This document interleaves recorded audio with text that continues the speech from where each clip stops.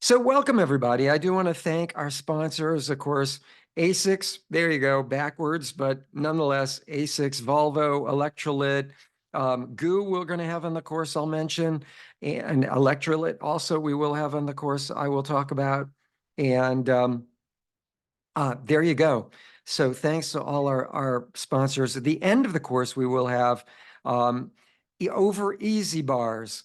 They're here we go. Over easy bars. These little things, again, you're looking at it backwards, will be on the finish line, finish area for after you finish. So all good stuff. Anyway, so let's get the party started and let's share our screen really quick here. And here you go. So let's thanks again for everyone for logging in live. And if you're watching this recording of this, thank you for watching the recording. And here we go. If you have a body, you are an athlete. Every one of you are an athlete, according to Bill Bowerman, former inventor of the Nike shoe and a great coach from the University of Oregon from many, many years ago. This is me, the book I co-wrote. So this is what we want to talk about tonight. I want to do a brief overview. Last week, we did have a really in-depth discussion of what I consider to be the most important quintessential part of the LA Marathon course, and that's the first 6 miles. That's the reason we went to Dodger Stadium last week. That's the reason we did the first 6 miles. And then we kind of went on and did more, but you got an idea of the first 6 miles. It's really, there are some good hills. We're going to talk about that. We're going to talk about from mile 6 on. And last week, you can replay that video if you want to hear more about the first 6 miles. It's on our Facebook site. It's on our YouTube channel with all our other videos. It's video number kind of A on pacing the LA Marathon on our YouTube channel. I want to talk about this coming week, 10 days till the LA Marathon, that little race we all know of. Doing more strength and stretch work. And then I want to talk about how much hydration during the race, how many carbs during the race, an idea of how to create a game plan where you kind of pick up with 80 minutes left to go. What is that all about? And also, when you're really getting into trouble, what do you do when you're really running low on fuel or resources for fuel? And what can you do psychologically to counteract just hitting the wall? If you've screwed it up and you've gone out too fast, you haven't taken in enough, what can you do when you're really, really depleted? I want to talk briefly all about that. So before we get into all of the rest of that, let's share the screen and we're going to talk about the course. So here we go. Let me move that out of your way. Here we go. Now, this is the course. And this is the elevation chart. We already, we ran the first 6 miles right in here. There's sunset. You guys, sunset goes right in between mile 1 roughly and mile 6, sorta, kinda. That area right in there is sunset. You guys, right out of Vin Scully Way, out of the stadium, you get that big 1/3 of a mile hill climbing out of the stadium from here to here. And then you round there's a little rut in there. You go down, you go up. And then you take a left turn onto Sunset and you're going down and down and down into right, this whole square that you can't really see is Chinatown, and then down into downtown. And then you're basically 3rd Street, 1st Street. This is 3rd Street. This is 1st Street. You're climbing out of downtown area. That's half mile each little leg of that same uphill. You'll hit the Taiko Drummers and Disney Hall at the top of that. You're kind of round the corner a little bit up here. go past the music center, and then all this is Temple all around here. Temple way down, way up. You're still going up, and then you're going down into, then you're going down into Echo Park Pond, which is right in here, this area here. And the elevation chart kind of indicates that you're going a little uphill towards Sunset. And then, from the very start, you're taking that uphill out of the stadium that we drove down. Remember, you drove down into the stadium. It's that downhill that you run up to hit Vin Scully. Then it's Sunset, down, down, down, down, down, into Chinatown, right in here. And then you're coming into 3rd Street and 1st Street, Temple, and then you're moving forward to mile 6, and on and on and on in the course that we're about to talk about. So that takes us to the end of the first 6 miles. Really, right out of the gate, you got that uphill, 3rd Street, 1st Street, Temple. Those are the big hills to think about. And even after Temple, you take a right turn and you go over the freeway, still uphill. You take a left turn onto that side street, still uphill. And then you go down that hill into Echo Park Pond, like right around this, right in this area here, or something. One of those is that big downhill to Echo Park Pond, which should probably be this one, I would think, because then you're going up to Sunset, and Sunset a little hill, and on and on and on. Okay, so let's continue on with the course. So we're right about here. Sunset itself is rather rolling, and Sunset itself, you're talking about mile 6 right in here. It's a little rolling, a little more downhill, as you can see, but still rolling up and down until you get into Hollywood. You got a little bit of uphill, I should say Hollywood, and then eventually you hit West Hollywood. And it's fairly flat in that West Hollywood area in here. You're about halfway through your marathon, around the Fairfax area, something like that. Let's see.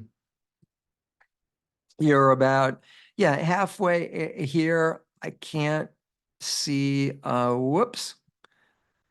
I can't quite zoom in on this somehow. Well, anyway, enough of that. But somewhere about halfway, I can't tell what that street is. Pardon my glasses. So at any rate, you're about halfway, right around Fairfax, if you can read any of these. I can't with my crooked glasses, but that's about Fairfax La Brea, somewhere around there is halfway. And you can see right about halfway, it does start to flatten out a little bit for a moment. And then you got a little uphill, you got a little, these are just tiny little rollers that are there just to design to annoy you. And then Temple, then you have Doheny right here from West Hollywood, Doheny, downhill into Beverly Hills is a huge downhill. The biggest downhill on the course, possibly, or certainly the most extreme downhill, possibly, on the course. Billy. And I'm just trying to mute someone that I'm kind of hearing them in the background. But Doheny is definitely probably the most steep downhill in the course. You can just shorten and quicken your stride just to get down that fairly steep hill. And you could actually take that downhill pretty quickly, and that'll take you into Beverly Hills, that Doheny. The cool thing is from West Hollywood in here all the way down Doheny. West Hollywood is a bunch of like male cheerleaders, and I don't mean male cheerleaders wearing pants. I mean, shall we say, male cheerleaders wearing big wigs and really great legs, with pom-poms, and they're going full bore. And that may be one of the more exciting parts of the course, in the middle, sort of, right in this area here, going down Santa Monica Boulevard. And then you go down Doheny, and you hit what I refer to as the opposite extreme, what I refer to as the dead zone of Beverly Hills, where you have people cheering and screaming and going nuts, and really fun, to people doing this. If you can kind of see me, they're doing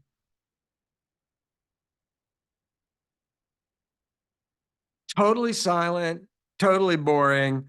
And there are a lot of them. It's like Night of the Living Dead, right in that area where my cursor is, going down Burton Way in Beverly Hills. Now, there is a nice little kind of downhill going down, probably in this area right here, a little downhill, this one or this one, a little downhill going down Rodeo Drive. That's really kind of fun.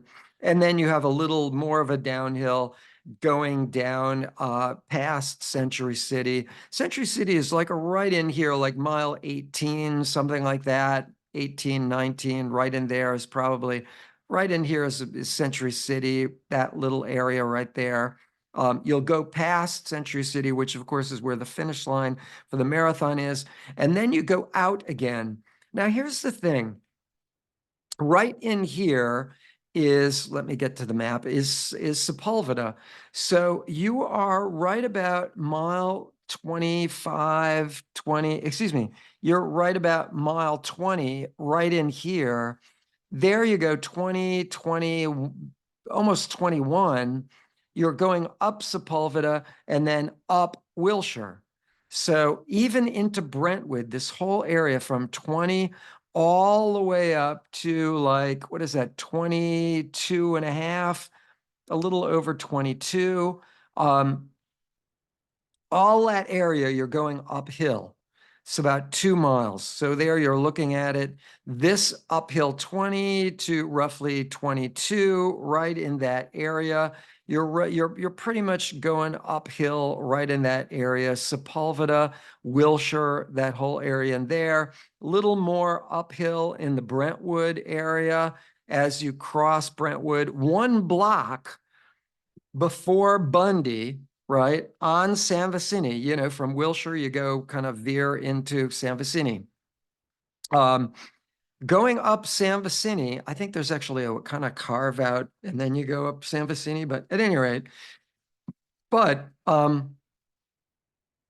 you're going up San Vicini, you go 1 block before Bundy, kind of this wavering uphill.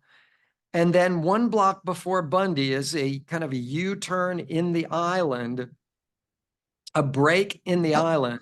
1 block before the traffic light at Bundy, you U-turn, and then what was this kind of uphill to jagged little rolling uphill, and it's not really noticeable rolling in Brentwood. It's just tiny rolling in Brentwood. To then the opposite. Now you're going back down to mile 25, and mile 25 is at Westwood Boulevard.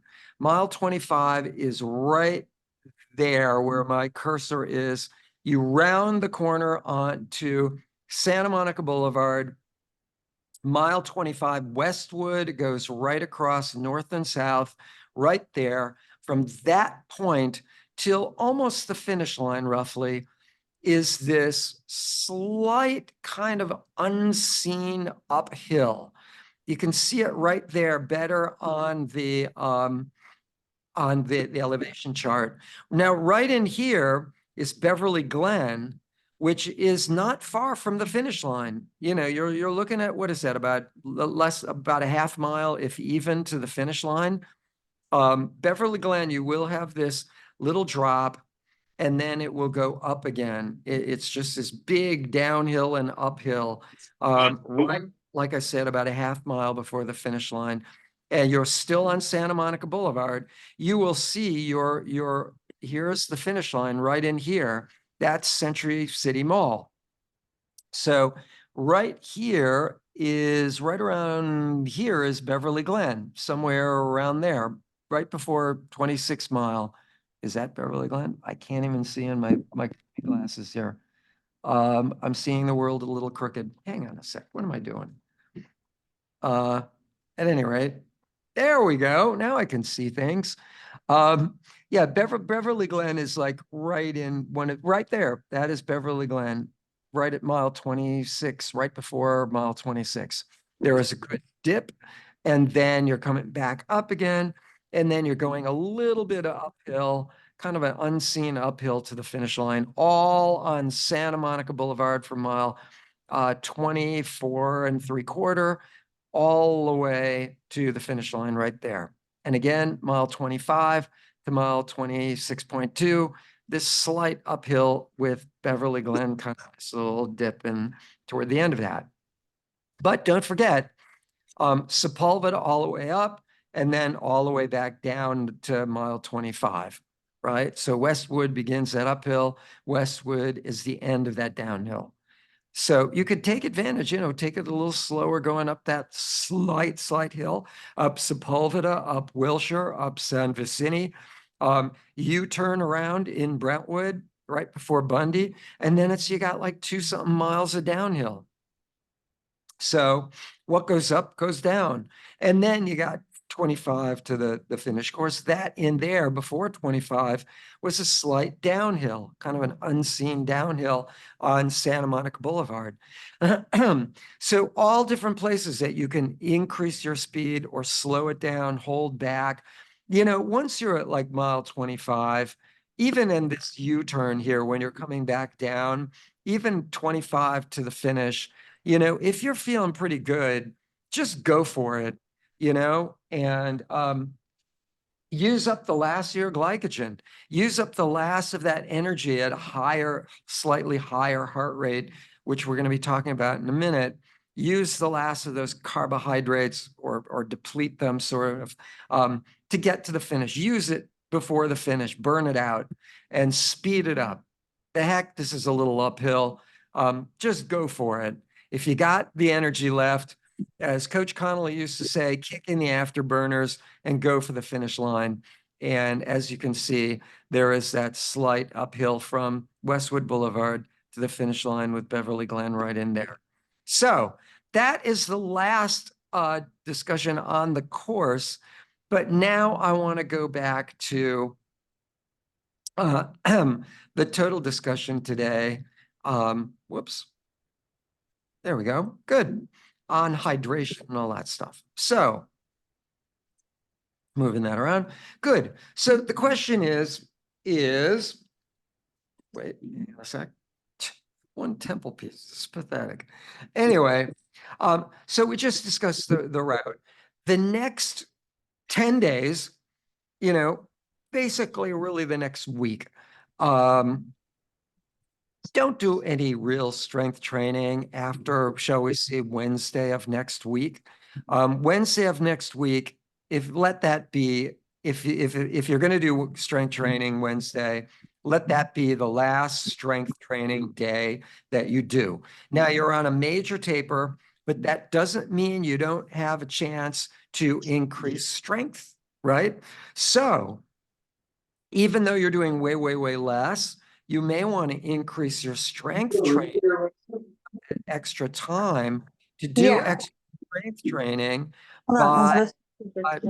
by doing 3 sets of strength training during the coming week, right? And so that would be a real benefit. Also, if you're feeling any tightness or weakness, my God, this is your chance to do a little, not just strength training, but stretching, and get in those 3-minute stretches in areas where you're feeling that that you're a little tight. Because the more flexible you are on race day, the faster you're going to be. I just guarantee it. I could go on all sorts of stories. Flexibility will equal greater speed on race day because your body is not holding you back, right? Just a simple one. You have tendons in your body that are basically like rubber bands, right? Whenever you, let me see if I can see this. Whenever you move, this is walkers, runners, whatever. Whenever you bring your thigh forward, you're stretching out all those tendons in that hip area and you're pulling them out, right? You're generating force, you're absorbing force in that hip area, right? Obviously, your thigh is not coming up that high, but you wouldn't see it if I, was lower. At any rate, you're pulling that rubber band, if you will, in that hip area. And then when you release and push your leg down and back, walkers, runners, whatever, you're releasing that rubber band, you're releasing that force, right? So if that hip area is really tight, just to talk about one, you're going to be using more energy to pull that rubber band than you normally would be. And you're probably not going to be able to pull that rubber band. We're talking tendons now. You don't have a real rubber band in your leg. You're not going to be able to pull those tendons as far apart to generate as much force. Got it? So stretch, and we're not just talking hips, stretch anything that you feel is tight, 3 minutes, 10-second sets and release, 10-second sets, release for like a second or two, release. And do that stretch for like 18 sets of 10 seconds. That's 180 seconds. That's 3 minutes total. Be really, really gentle. You can injure yourself by pulling your stretch too hard. So be really gentle. It needs to feel like a massage, not like you're tight, you're tearing the muscle.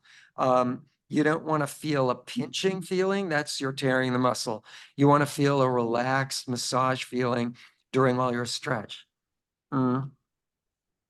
Next up, hydration. In advance, you need everybody. Oh, let's go to the next slide. We got all this together. Here we go. Hydration. You need about 4 to 8 ounces of liquid every 15 minutes. And I'm going to be talking about this again in a moment with regard to electrolyte and carbohydrate, which is the next talk. Calculate how fast your average pace is and how many tables will you hit in the course of an hour. I know there's a lot of math involved in doing a marathon. There can be to really get it right. Because basically you want to calculate where you are in training, and then race day, you simply execute, right? What your needs are in training, your needs are going to be on marathon race day, right? So calculate how many tables you will hit at your average pace in 1 hour. And like I said, you need to get water from one of those tables or whatever. No one really needs to carry water unless you're really a slow walker, maybe a 15-minute per mile walker, or really slower than that. Because most of you at 15 minutes, you're going to hit a water table every 15 minutes, even as a slower 15-minute per mile walker, right? So you'll be able to get in 4 ounces of liquid every 15 minutes, even at a 15-minute per mile pace. So if you're, say, 15-minute per mile pace person, walker, or faster, you really don't need to carry water. Okay, that's just extra weight, extra energy output. Sure, you can carry your vest that did have water in it just for the pockets and all of that. Although you might even consider something a little less covering because it may be a warm day. Temperatures right now, 10 days away, are looking at like lower mid 70s around the Century City area in the afternoon. So high around Century, we don't really care what the high is around Dodger Stadium because we're leaving there in the morning. It looks like upper 50s. in the morning around Dodger Stadium, but who cares? We're leaving there. It looks more lower mid 70s around Century City area in as a high in the afternoon. So that's really the temperature that matters more, not what's happening downtown Century City area. But so that's probably where we're going to be at. Warmth, yeah, it's a little warmer, not too bad. Doesn't look so far like we're going into the 80s or anything extreme. So pretty good there. Let's see how the weather the forecast changes over the next, like I say, 10 days. Because 10 days away, things do change up or down, you never know. It looked like a 1% chance of rain during the day, which meant, hey, some cloud cover, which is always a good thing around Century City area. So try and get in 1 cup. You know, they have these 8-ounce cups, that the same exact cups that we use in training. Those white cups are 8 ounces.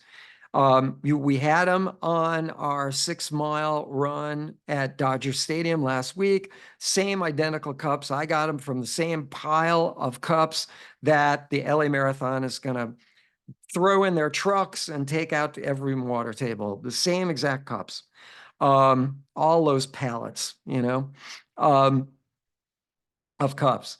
So make sure that you kind of calculate how many tables per hour you're going to hit based on your average pace. Okay. And that's going to come important later on. And the rest of the stuff we've all discussed, all these things we've kind of discussed already in previous lectures. I'm just kind of going over a preview of really important stuff for race day. This is kind of like your test preview before the test being race day. Okay. So next up, let's talk about carbs per hour. You need to take in 30 to 60 grams of carbs per hour. Okay. Now, goo gels are basically 22 to 23 grams of carbohydrate per goo gel. And I don't have one in front of me for some reason. Goo is going to be handed out for free at mile 12 and mile 18. Now, one of the problems with that, and yeah, we will hand out a ton of goo at our awning at like mile 18.2. So if you're a fast runner and you're zooming past these people handing out gels of goo and you miss grabbing it, and you're down the street, you don't want to stop and go back and grab the thing of goo because you're still running, you'll probably be able to get a second chance in front of our awning, which will be at the end on Santa Monica Boulevard, at the end where Century Park West hits Santa Monica Boulevard. That's where our awning will be on the right side of the street. You'll be heading west, right past really the end of the mall to your left. We will be on your right, and you'll probably be able to get a gel or something right there. If you know someone, by the way, going to that awning and you want something like a bag of something, we often have people giving things to our volunteers to take with them to that awning and put it underneath the table. It does take time to stop. Obviously, our fast runners are not going to want to do this because it does take time to stop, look under the table, find your bag in the midst of all these other bags, and then get whatever it is that you wanted and then move on. So fast runners, not for you, but the rest of you could take advantage if you know a friend who's going to be a volunteer at that awning. I cannot take 50 bags with me to that awning. I just can't carry it out of the starting area. At any rate, so please don't expect me to carry everybody's, stuff to that awning. I just can't do it physically. 50 bags or whatever.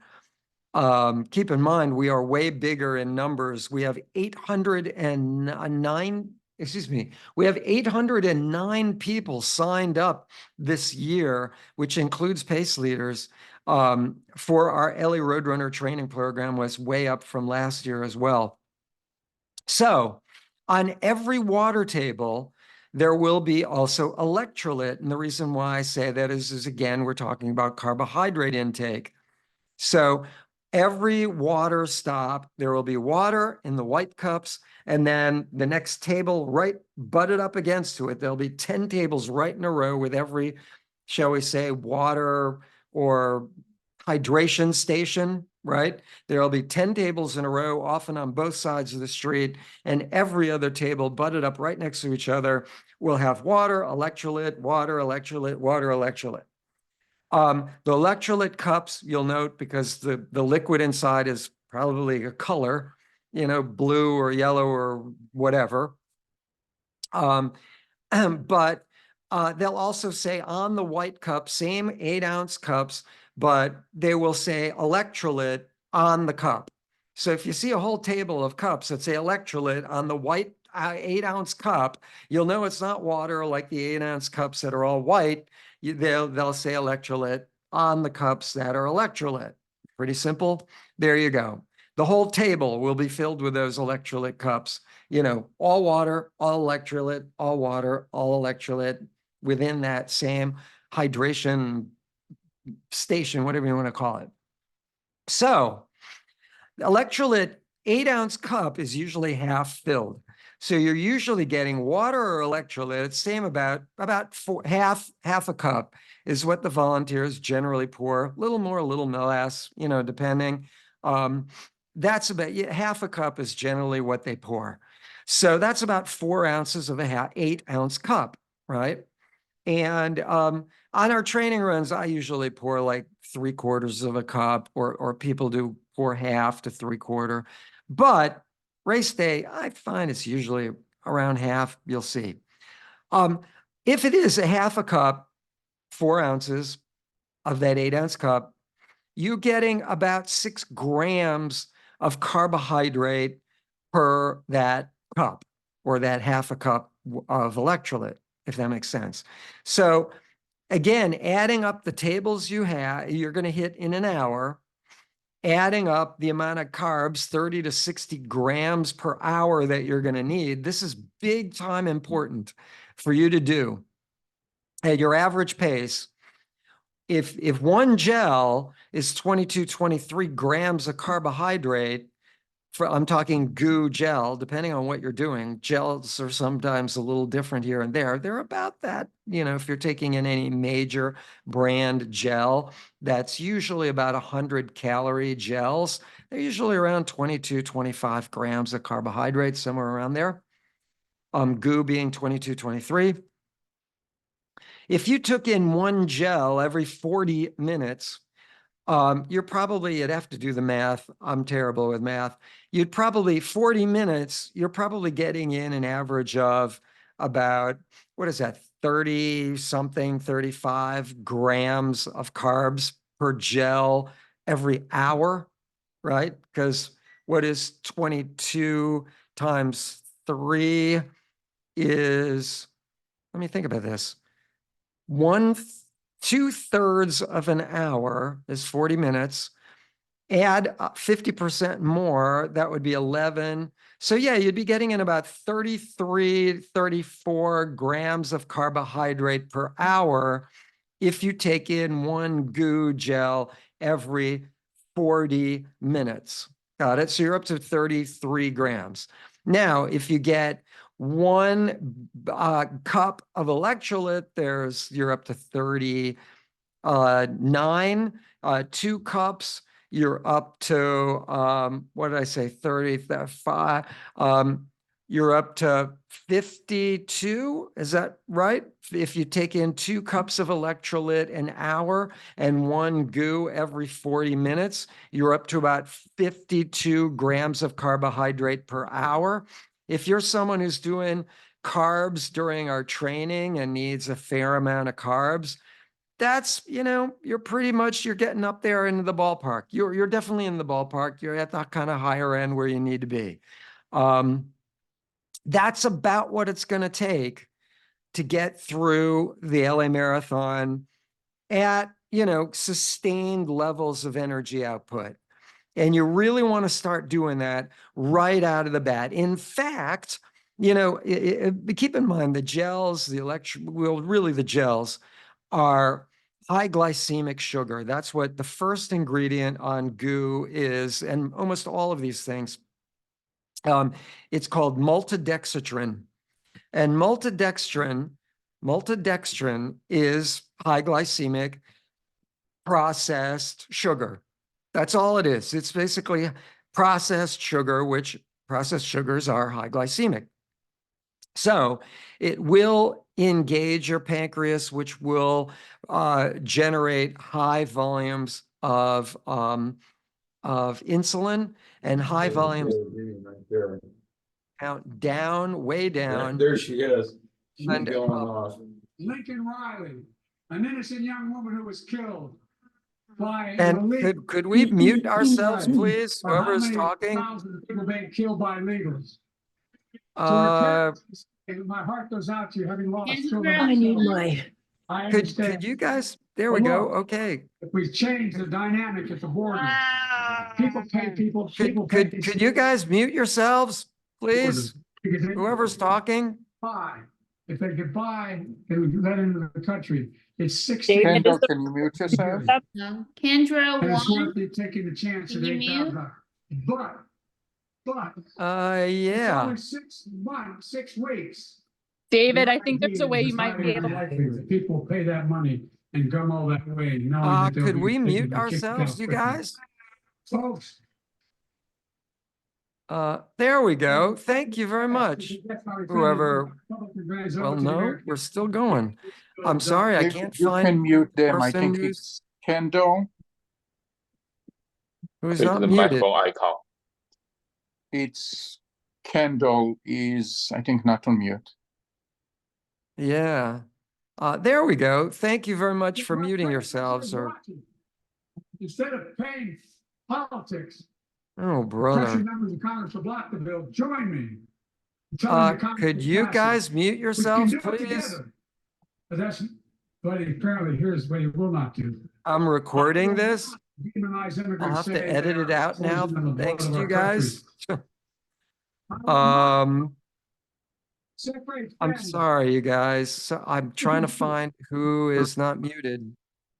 Okay, she muted There herself. we go. Kendra, please keep yourself muted. I'm hearing your background. Anyway, thank you, Kendra. Anyway, yeah. Anyway, let's continue. I'll try and edit that out. I apologize to everybody. So definitely calculate how many tables you're going to hit per hour. That will give you how many water tables you're going to hit, how much electrolyte you might be able to take in. A 10-minute per mile runner is going to hit, just a simple number, is going to hit tables you're going to hit 6 tables an hour. Right? So you have 6 chances to get in electrolyte. You probably don't want to do that much electrolyte an hour, although it does have a fairly low volume of carbohydrate, even though you're getting in like 6 grams of carbohydrate per cup. So you kind of figure it out. How much gel do I need? How often? Maybe 40 minutes, 45 minutes, every 40, 45 minutes gels. And then maybe like two cups an hour of electrolyte and the rest water. Definitely make sure now electrolyte does have some sodium in it. Gels do have a fair amount of sodium in it.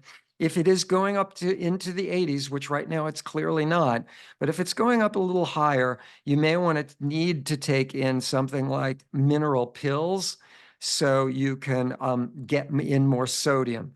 Sodium actually helps you absorb hydration and does a lot of other things with neurological function, which is why they call sodium an electrolyte, which is part of the reason for the name electrolyte. It's kind of play on electrolyte, which are basically minerals that we use for neurological function. So sodium has 2 important keys: is 1, neurological function, and 2, makes your muscles move. And two, hydration, absorbing, the ability to absorb hydration is dependent on some sodium. So all good there. Do the math for that one before next weekend, before 10 days from now. So we've covered that. Now let me go back. Now 80 minutes to go. We got two more things to cover and we're done. 80 minutes to go is an idea. Oh, and one other thing about carbohydrate. I was about to say this and I got waylaid with the background noise. But you can actually, and I do this myself all the time, you don't want to take in high glycemic sugar, maltodextrin, whatever, processed sugar. You don't want to do that too much before you start raising your heart rate. In other words, too much before you hit the starting line and start going, right? And raising your heart rate. But during the national anthem or a little before, a little after, especially if you're way back there in the open corral, which I always started in the open corrals. There were a few times I started in closed. I didn't like it. But for many reasons I won't go into, but you can take a gel in the corral while waiting to get started, while the national anthem is playing or while the gun goes off, and have one of those little bottles of Arrowhead or just basically water, or half a small little bottle of water, and take a couple drinks of that water, maybe finish it off with that, after you do that gel, as you're walking to the starting line, shoulder to shoulder with everybody. And then as you start to pick up pace a little bit more, you'll be drinking a little water. Make sure you don't throw that empty bottle or partial empty bottle in an area where someone's going to trip over it. Make sure it gets toward the fence. That area where we were at last Saturday will be fenced in with 10-foot fences on either side. That's how wide the start corral is. For those of you who have never been at the LA Marathon before, the start area, that's how wide or not so wide the start corral is. And it goes way down and around the corner, around the side of the actual Dodger Stadium, in that kind of side street there that goes around the little stadium there. Goes up the hill a little bit with people. That's how many people fill in that area. 22,000 people of your best friends. That's what you're looking at. So take in, top it off. So I say, before you start the race, take in a gel with a little hydration. And start on full, get it into your blood sugar. Your blood sugar becomes glycogen. Glycogen is that resource for fuel that comes from carbohydrate initially, comes blood sugar, comes glycogen. It's right in the muscle, ready to go to turn into fuel at a slightly higher heart rate. We are using glycogen some right now, even though we're sitting down. So try and maybe get in a little bit right before the start of the race. There's one other thing I want to mention in the start corral that I want to recommend to everyone who is in, and I'm going to recommend it Saturday to our Santa Monica group, but anyone who is in a slightly larger group, or you want to start your race with a slightly larger group and be with them. Especially if you have a group that's like 30 people or bigger. And a few of our groups, especially Santa Monica groups, have gotten to that point where they're a little bigger than 30 people or 40 people in some cases. And next year they'll be bigger. Do what's called the wedge. And I named this because many years ago, when I was a pace leader, the first time I pace led, we had about 45 people in my pace group. And we started the LA Marathon. And before we hit the starting line, we lost about 50% of our group. because you're talking about 22,000 people shoulder to shoulder in this relatively small area, and people get wedged in, and mother person get wedged in, and you get farther and farther and farther back. Even though everybody's moving forward, you get farther and farther and farther away from the pace leader until you can't see them anymore. And even their sign isn't really visible.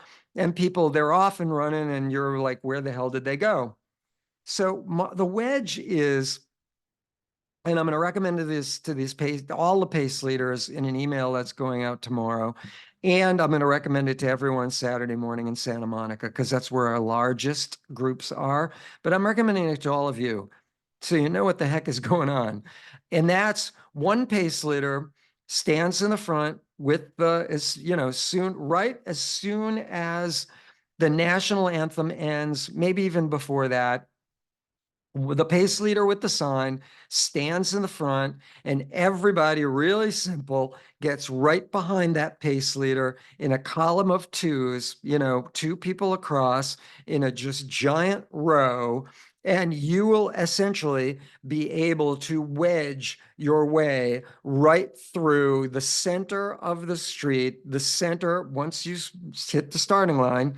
You'll wedge your way right through the crowds. Keep in mind, you'll be in an area where all your pace groups will be the same as you. I'll mention this again next week. Next week, we talk logistics, all the logistics, the busing, the shuttles, the starting line, the finish line, all the stuff. Where to go, Dodger Stadium, all that stuff before or after the race. But get ready for the wedge. That's a really good one to do to make sure no one gets lost behind before you get to the starting line of the race. So we've talked about the starting line, 80 minutes to go. Figure out, once again, do the math. If you are a 10-minute per mile pacer, average pace is 10 minutes per mile. 80 minutes to go is 80 divided by 10 is 8 miles. So 8 miles, with 8 miles left to go to the finish line, that's how far you are, eight miles in. So 8 minus, 26.2 miles total, minus 8 is mile 18.2. Mile 18.2 is where a 10-minute per mile person will be, 80 minutes left to go. So before that, for that 10-minute miler, before that 80-minute to go point at 18.2 miles for that 10-minute miler, before that point, everything is the red zone. Be focused, hold back, especially in the first 6 miles, because that's the biggest area where people make mistakes. That's my last week's discussion in great detail. Hold back. Focus on how many carbohydrates you're taking in, when you need to take gels, when you need to take electrolyte, how many tables you're hitting, all of that stuff. Make sure everything is going to plan, right? And if not, if you miss electrolyte on one table because there's too much of a crowd, well, get electrolyte at the next table. So be kind of aware of what's going on. And before that point, 80 minutes left to go. See, the average person, the average non-pro athlete has about 80 to 90 minutes of glycogen, a little faster than marathon race pace, even a little faster than half marathon race pace, a little faster than what we call lactate threshold pace, which I won't really discuss here. We've discussed that in past lectures, but you've got about 80 to 90 minutes to go before you deplete your reservoir of glycogen, so much so that your subconscious mind, your governors in your subconscious mind kick in and you hit the wall. And your subconscious brain says, we're slowing it down. We're going to force you to use more fat, which you use at a lower heart rate. And you'll be able to take in a little carbs and maybe do a little run, and then you'll burn out, and then you'll be walking and you'll be running a little when more blood sugar gets in to become glycogen, and you'll kind of run, walk, burn out, whatever.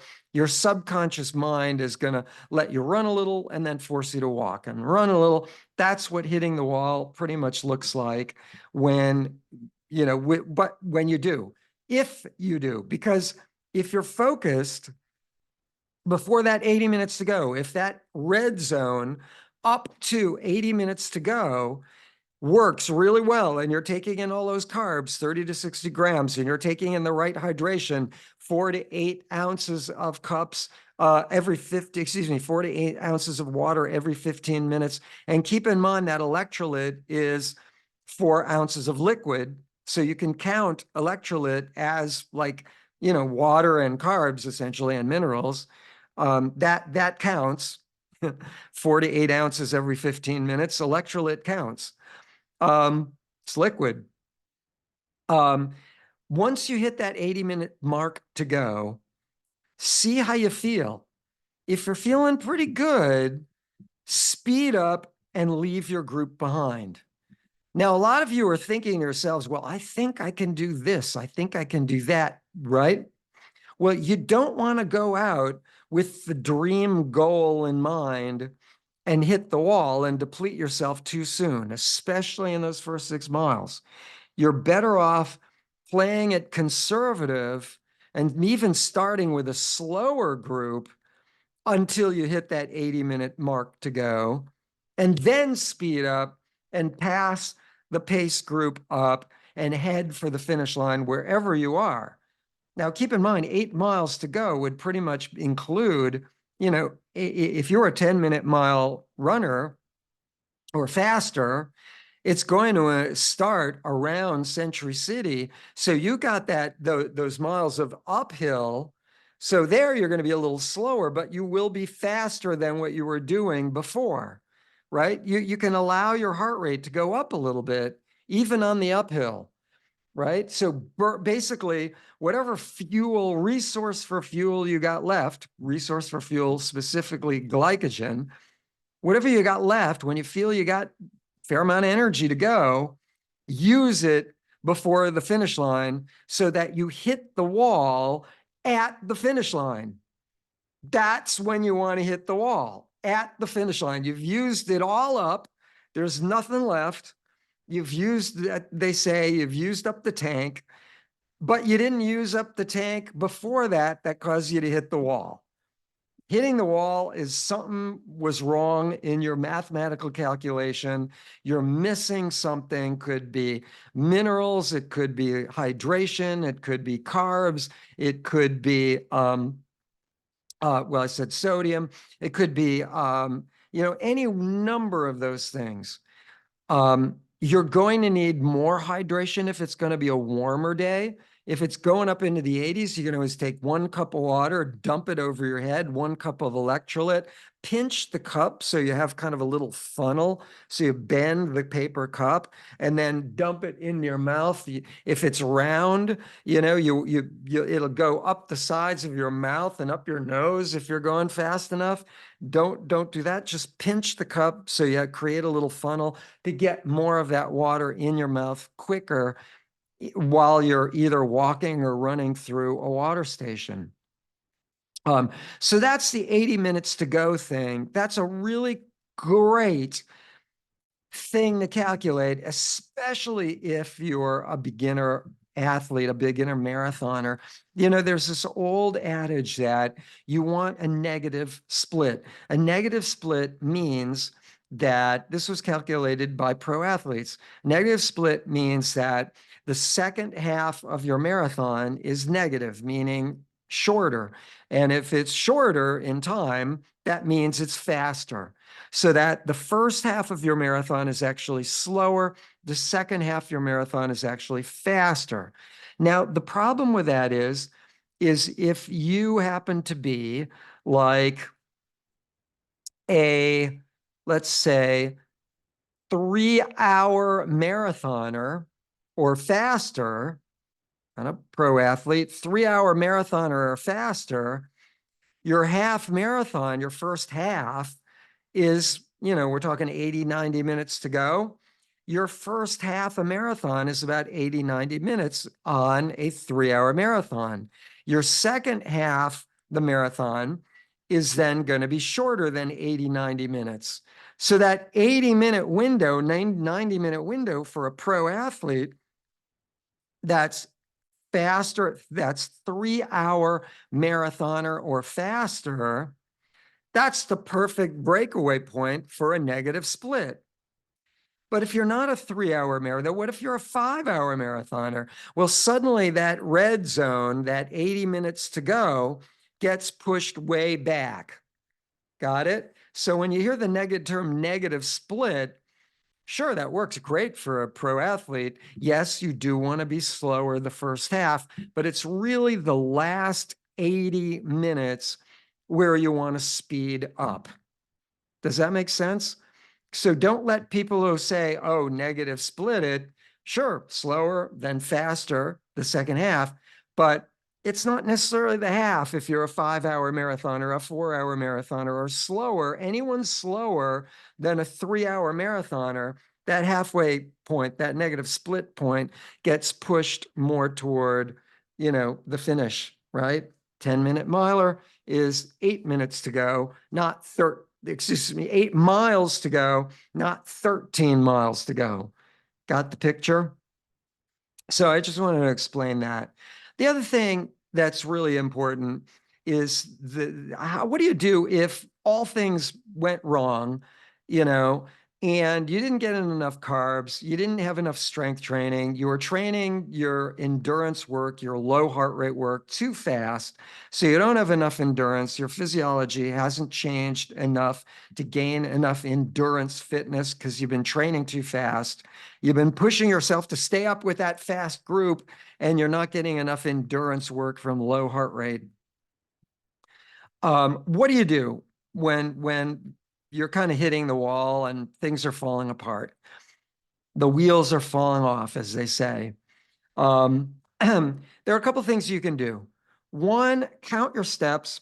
If you're sore or you're hurting, count like every fourth step or every other step, like 1, 2, 3, 4, or every other step, 1, 2, 3, whatever.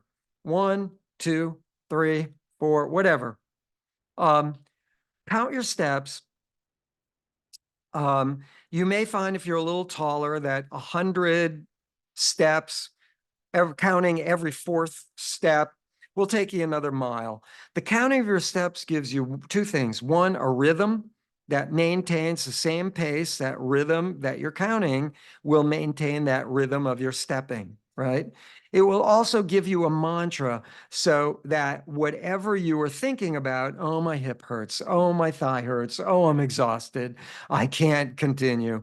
It kind of gets it out of your head, because all you're thinking about is this rhythmic counting, which is what a mantra is. A mantra is a nonsensical word that a yogi may give someone or sell someone that you do in rhythm, and it just takes all sense out of your head, and all you're thinking of is this nonsensical series of vowels, awatanagi, awatagagi, whatever it is. Everyone has their own mantra.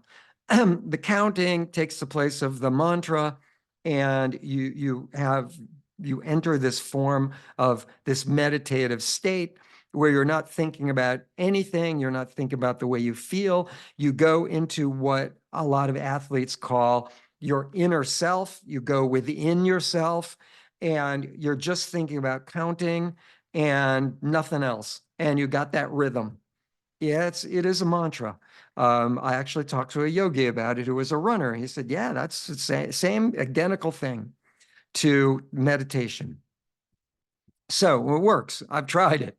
I had a whole group once, we were running down the back alleyway toward, away from the jetty. And we were up to like mile 16, going to 18 miles that week or something like that. And somebody said, oh, my hip hurts. And my hip started hurting. Oh, my thigh hurts. My thigh hurts. Anna, my knee started hurting. And every time somebody made a suggestion of something hurting, I started feeling that hurt. And I finally said to him, look, you guys, count your steps. And everybody went silent, and they all counted their steps. We all maintained that same pace, because we weren't really running out of glycogen. We were just like kind of achy and whatever. We all together maintained the same pace. We all got to the end of our run. We all did fine. And all those pains and aches went out of my head because I don't know. And it really does work. Now, the other thing is if you were being chased by a giant creature with claws and with giant fangs, no matter how tired you were, your adrenaline would kick in from fear and you would be running like a bat out of heck. And I don't care if you're the slowest walker out there, you'd be cruising, right? And think of something that will give you an emotion. Any emotion will work. Any emotion will spike that adrenaline the same way with caffeine, which I'm going to talk about. I forgot to put on this list. We'll talk about in a second. But the same with caffeine, it's going to spike your adrenaline, give you more energy. So it could be something that really makes you tearful. That will give you a lot of energy, you know. It could be something that enrages you, someone in real life who really pissed you off, an ex-boyfriend, ex-girlfriend, or whatever it was. Something, you know, sing an old Taylor Swift song about breaking up or something. Whatever it is that gives you an emotion. I like Taylor Swift's music. I don't mean to put her down. Whatever someone just moments ago was talking about her. But at any rate, whatever gives you an emotion, something, fear, oh my God, there's a bear behind me. Whatever, there's no bear on the LA Marathon course or in the history of the 38 runnings of the LA Marathon. Never has a bear been spotted. But in your head, oh my God, there's a bear behind me. Go for it, whatever it is. Oh my God, I left my kids in the hot car. Go for it. If whatever creates that emotion within you, when you're really getting to that hitting the wall kind of thing, use that emotion that you put in your back pocket, you've readied, and you're going to take it out and think it, and you're going to get yourself moving a little more. And you can even use that, especially at the last like 50 feet, 100 feet, 50, 100 meters, whatever, of the LA Marathon. So, you know, speed it up at the very, very end. Show them what you got. Raise your arms a little higher, raise your knees a little higher, kick it in, push back a little harder, speed it up. I don't care. You're walkers, runners, whatever it is, get moving the last few feet of the LA Marathon, no matter how tired you are, and get some people screaming and cheering for you, which that will certainly do. And have fun, enjoy that, the crowd cheering you on at the very end. In fact, that's one emotional thing you can consider. I'm winning the LA Marathon, or I hear the finish. I'm going to finish the LA friggin' marathon. That's big emotion right there. How exciting will that be? That'll get your adrenaline up there. There's one you can use, an idea you can use. Caffeine. Hopefully all of you have started to limit your caffeine intake slowly, you know, a quarter cup less a day, half a cup less a day, you know, whatever it is, so you can slowly wean yourself down to no caffeine per day. I know that may take more sleep, which is exactly what you want the next 10 days, is 8 to 9 hours of sleep. But regardless, try and wean yourself completely off of caffeine so that if you do want to take in a gel with caffeine, or there are mineral pills, like Salt Stick makes mineral pills with caffeine in them. If that's part of your mineral source and you want caffeine in that mineral pill, great. You know, there are pills and things that have caffeine in them. If you're going to use caffeine to elevate your adrenaline, like we were just talking about with emotion, you need to wean yourself down off of caffeine early on, like now, soon, so that your body's not accustomed to caffeine. So you really will feel an elevated amount of energy from that elevated adrenaline. Obviously, if you're a 5 cup a day, coffee drinker, and that would be, what is that? 80 milligrams of caffeine per cup. And that's 5 cups a day times 8 is what, 400 grams of caffeine. And you're going to do a 20 milligram caffeinated gel, and you do 4 of them. That's 80 grams of caffeine, and you're used to doing 400 a day. That's worthless, totally worthless. So definitely start to wean yourself off of that caffeine slowly, or you'll go through withdrawal symptoms and you'll start getting bad headaches and you'll be jittery. Caffeine is a drug, like any drug. It is a legal one, certainly, but it is a drug nonetheless, an addictive drug nonetheless. And so slowly taper yourself off of it. Don't go cold turkey off of caffeine. That is it for today's discussion. Like I said, next week, tune in. We are going to talk all about logistics for race day. And with that, I'm going to stop sharing this whole screen as soon. There we go. And if any of you have any questions about anything that I just said, that was quite a lot. That is your test review from today. This will not be a written test. It will not be an oral test. This will be a run, walk, or walked test that will occur 10 days from now on your 39th running of the LA Marathon 2024. And I'm already getting nervous, and I'm not even running it. But a lot of logistics involved that I've been working on. We are going to have a lot of pace leaders that day. I cannot even begin to tell you. We'll get into logistics next week.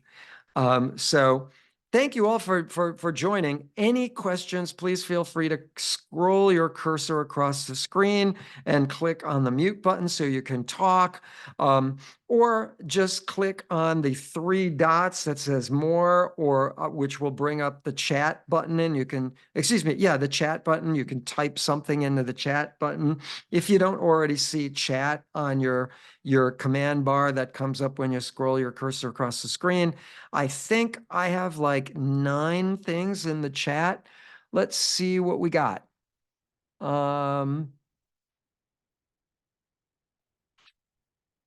Oh my, we got a bunch here. Here we go. Wait, here we go. Okay, so there's a bunch of stuff talking about ambient noise, all that. So here we go. Can I register for 2025 Roadrunner training now? No, I love that comment, but unfortunately not yet. I don't remember when we start. The Roadrunners next year are going to begin the week after the Santa Monica Classic. The Santa Monica Classic is like the 10th or 12th of September. We all meet at the Santa Monica Classic, which actually happens to be right outside where I'm sitting right now. I could actually, if I looked out the window, see the starting line, which is kind of ridiculous. But the week after that, we begin. So it's usually like, 2 months before that, like May, they start signups for Roadrunners. And when they start, it's always the lowest, the cheapest amount. This year it was $100 and it went up to $150, but it won't go up until, I want to say it's like around the Santa Monica Classic is when it goes up. This year went up to $125, something like that. So the first few weeks are the cheapest, whatever that's going to be. So look for, we'll send you, if you're getting our newsletter, you'll get the newsletter throughout the summer, like every other week, there will be something in the newsletter. Not every week, but every other. We will do one of these the week after the LA Marathon. We'll still have a Thursday chat. And then Saturday after that, all of our locations are going to have potluck. So even though the LA Marathon is over, you still got another chat to talk about what do you do in the off season. And then we'll have the potluck on the Saturday right after that. So this sucker ain't shutting down even with the LA Marathon. So, but thank you so much, Louisa. I really appreciate that. You want to sign up. There we go. More about muting.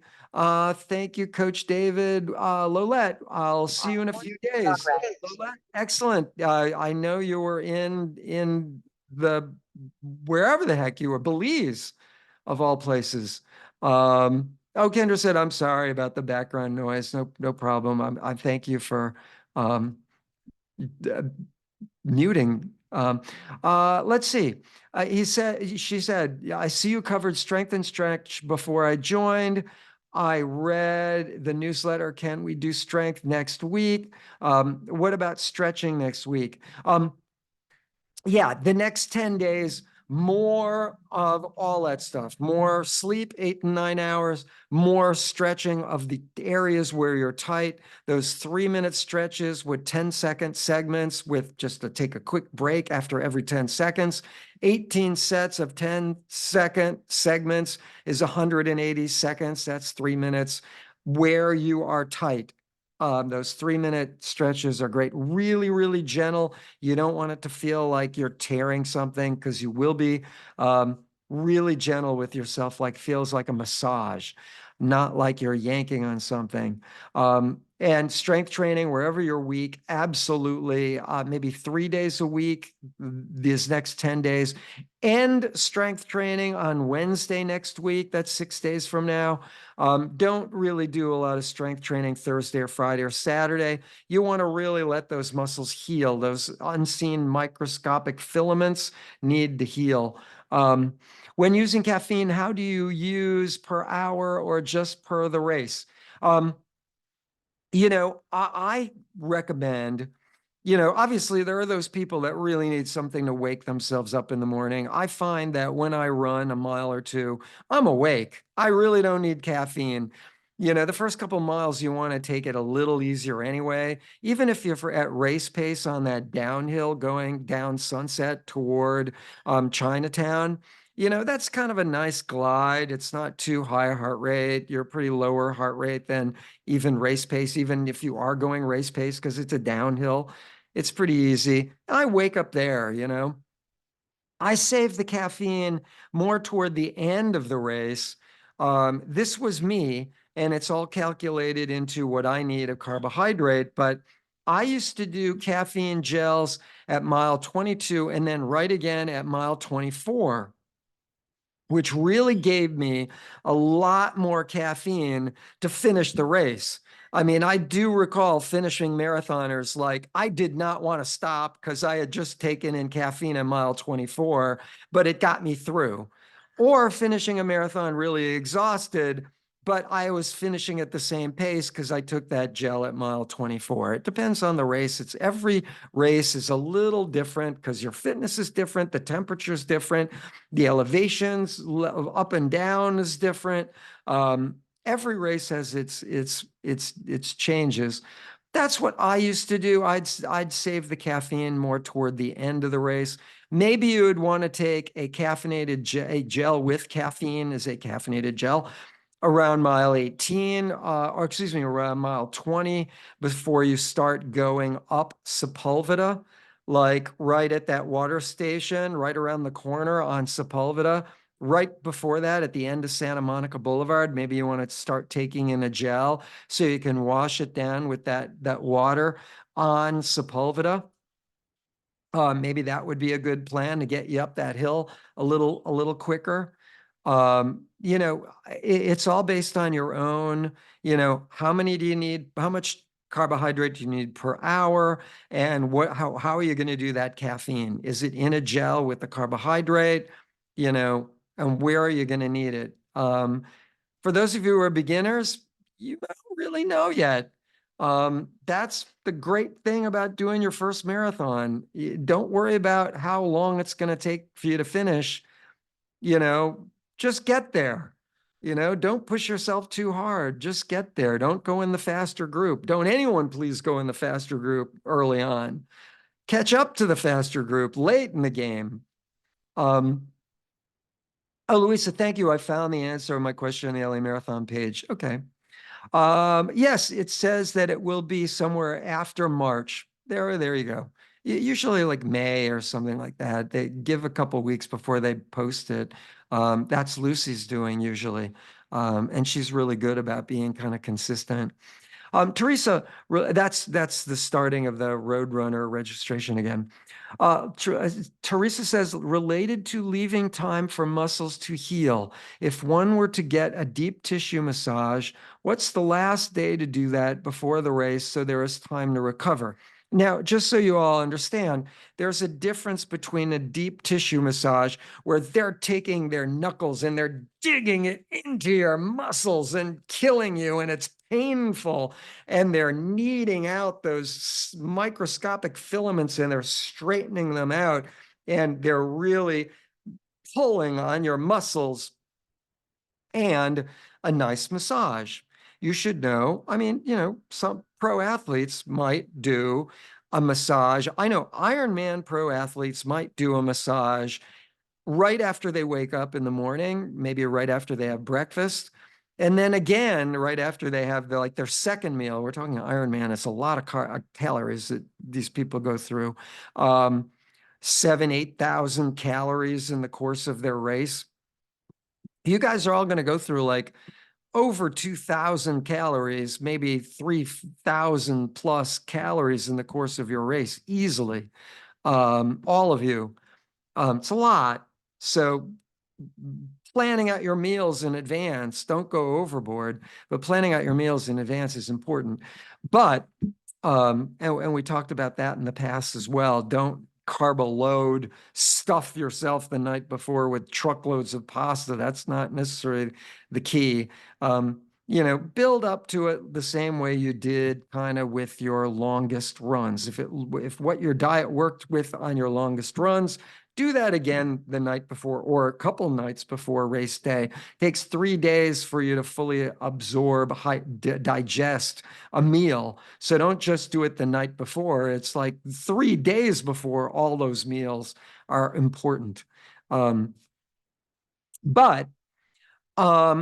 yeah, deep tissue massage, the gentle massage the day of you could do, if you can find a masseuse, I don't know, or a friend, or your spouse, husband, wife, whatever. They could give you a gentle massage, but a real professional deep tissue massage, again, I would say, Wednesday, Thursday for a deep tissue massage, just so you have those filaments all healed. Keep in mind your body is, because you're tapering, which is critical now. Everybody needs to be on taper mode right now, following the last 2 weeks of the schedule, from Thursday on, way down in volume. 30-minute workouts, maybe 40-minute on Monday, but that's about it. You could even do more high intensity work, but the volume is way, way less for everything. You can up the percentage of intensity, but you need to lower the percentage of everything. That said, so yeah, a deep tissue massage, so your hormone levels are way up, which will enable you to heal much quicker. But even still, deep tissue massage, I'd say like Wednesday, Thursday, strength training, and with Wednesday, that kind of thing. Okay, so moving on. Teresa, how big and obvious are the mile markers? Well, they're at the sides of the street. They're about 10 feet tall. They're kind of like arched in, on either side of the street. You get this little like curved the ground, so they're just self-standing on either side, either side of the street.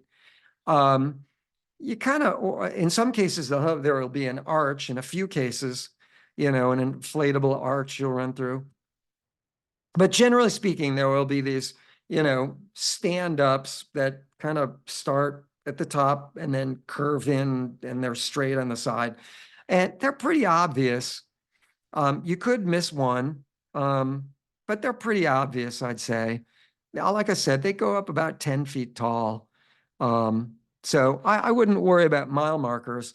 Seeing the timers on the course, of course, you're on chip time, which is your watch time, your chip time. The chip is on the back of your bib. So that little thing that you could easily peel off on the back of your bib, that little strip that's probably about that wide and the length, almost the length of your bib long. Do not peel that off of your bib. That's your chip. That's what's going to give you your chip time at every segment of your marathon. You want your 5K, your 10K, your half marathon, your 3/4, your full marathon time, which will be recorded, all of those and more. That's on your chip going over these little things that you'll see across the entire street. Then you'll hear them like, beep, beep, beep, beep. That's every beep is someone going over that pad because their chip was just recorded. That's what that beeping noise will be if you're running over one of those. They're about that wide and they go the length of the width of the street. They're kind of black and yellow.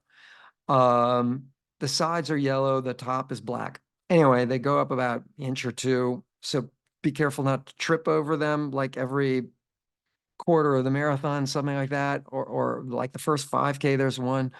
Also, how big and obvious? Oh, we just did that one. Do you have any tips for if race day is hot besides just staying hydrated? Michelle, good question. Yeah, if it's really going up into the 80s, and I even discussed this with the race director, if it's going into the 80s, all bets are off. All our pace leaders will be told to slow it down. All of you will be told to slow it down. You'll need to take in more hydration, as you mentioned in your question. You'll also need to take in more minerals, specifically sodium, because sodium is so important for the ability to absorb hydration, as I said earlier, and also for neurological function, the ability to kind of keep moving.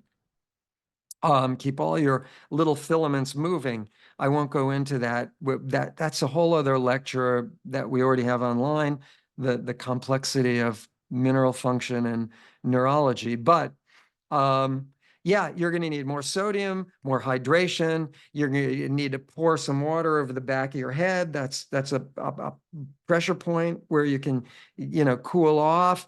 Even on your wrists, if there's ice, you can put some ice on your wrists or in your hat if you're wearing a hat. All that, cool yourself down. Be careful not to dump too much cold on you if you're feeling at least bit nauseous. That'll just make you more nauseous by really chilling yourself immediately. But yeah, hydration, sodium, two big factors, and slowing it down. Everybody, pace leaders included. If it's going into the 80s, when the heat goes up, the pace goes down. That's the reality. And that even comes from our race director like 2 weeks ago, who I asked that of. She said, it's just not safe, and safety is the key factor. Pace leaders themselves will be told, you're not finishing when you're supposed to finish. You're slowing it down for the safety of everyone out there. That's if it's going into the 80s, which right now it's not. We're doing okay. Thanks for everything. Kendra said, you are awesome. Oh, Kendra, thank you very much. You have a lovely, you have really taught me a lot, and you do an amazing job. Kendra, thank you very, very much. Bertina, thanks, coach. Great chat. See you Saturday. And I see a bunch of people have left. Louis said this is unrelated, but do you know if I can pick up my 5K bib the day of the race? I cannot find it on the pay webpage. I don't know. I believe you can pick up your 5K bib. You're talking about the big 5K on Saturday morning. Go to the big 5K webpage. They should know, or ask me this on my email tomorrow, and I'll look it up for you. I don't. Coach David, you can pick it on the 5K. You can pick on Saturday morning before the race. Oh, Gil, thank you. Gil has just again saved my life. So Gil, thank you very much. And in fact, I think Gil may be pace or running the big 5K or pacing the kids run or No, the I'm pacing the kids running. I'm running the 5K before. There you go. I had a feeling. He's done that a couple of years now, I think. So take it from, I shouldn't say the horse's mouth, but Gil's mouth. And so you can pick your 5K bib up on race day. Not so with the LA Marathon unless you pay the extra. I don't remember how much it is. I want to say it's like $20 more for the VIP status, which is sort of kind of cool because you get into the VIP tent where there's food and you can pick your bib number up on race day. If you prepay for the VIP treatment, whatever, for race day. Otherwise, you cannot pick your bib up on race day. You need to come down to Dodger Stadium. And you need to get your wristband before. I don't think we're handing out wristbands race day. I take that back. If you're really desperate, we will get your wristband race day morning, but you absolutely have to be signed up for LA Roadrunners. If you're not signed up for LA Roadrunners, and I do have an app on my phone, I can check right now if you're a Roadrunner, and if you're not on that app, you don't get a wristband. And if you don't get a wristband, there it is, active.com right there. I'm looking at the app and I can click register and then the search thing, and I can look myself up and everybody else. But at any rate, so if you're a registered roadrunner, you can pick your wristband up to get into Dodger Stadium, the loge area. It's basically it's basically a hallway in Dodger Stadium. Where you really want to be. All your pace leaders are going to be there. All of the people are going to be there. There will be hundreds and hundreds of people, like 500-600 people will be in there, but way better conditions than being out there, just milling about by the starting line and all the porta potties and all that crud. We will have bathrooms on either side of us, which usually seem to go fairly well. And you want to get a wristband to get into that. So stop by our LA Roadrunner. Well, this is next week's stuff. Stop by our LA Roadrunner awning at the expo and get your wristband. Courtney, thank you, Coach. Have a good night, everyone. Courtney, thank you. Louisa, great. Thank you. Teresa, great. Thank you so much. Louisa, I cannot see with these glasses. Is okay. I am volunteering after the 5K. I will pick up my LA Marathon then. Absolutely, Louisa. The 5K, the Big 5K is really before the expo actually opens anyway.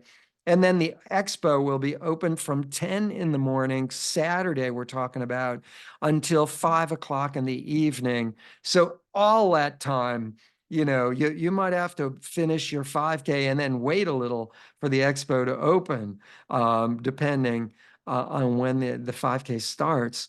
I think the 5K, I want to say, starts at like 8 or 9, whenever. I'm not sure. Gil, when does the 5K start?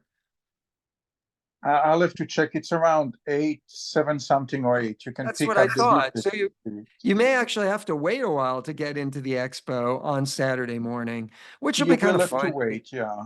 Yeah, hang out, get some food in you at the finish line of the 5K, chat with people, talk about the marathon, all that. I will be a Roadrunner member next year. Oh, Louisa, excellent. Good for you. Thank you very much for asking all of that. Louisa said 8 o'clock, I gather, is the start. I think 8 o'clock means the start of the Big 5K. Lisa, thank you.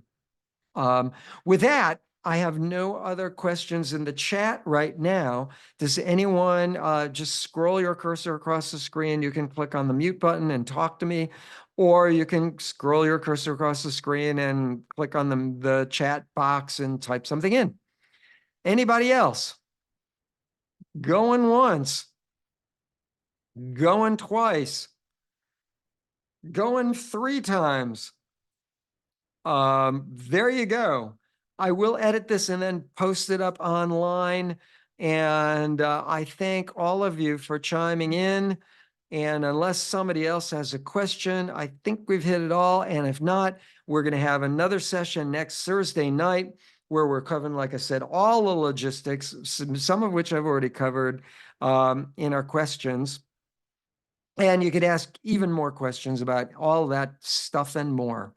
Next Thursday night, you can watch the in-depth middle discussion already recorded. I just posted it on Facebook an hour and a half ago, 2 hours ago now. The middle of the LA Marathon course discussion, you can watch that, which is a bigger, deeper dive. And then there's a C section, a third labeled section C of pacing the LA Marathon, which we're going to post next week, which is a deeper dive into the finish of the course and some more of the stuff that I've talked about tonight. So all of that is coming. And with that, I bid you a good night, unless somebody else has something else. Good night, everybody. And thanks for chiming in. And I see even still about half our group is still online. But thanks, everybody, and good night. I'm going to turn off our recording, which I forgot to do. And for those of you watching the recording, good night.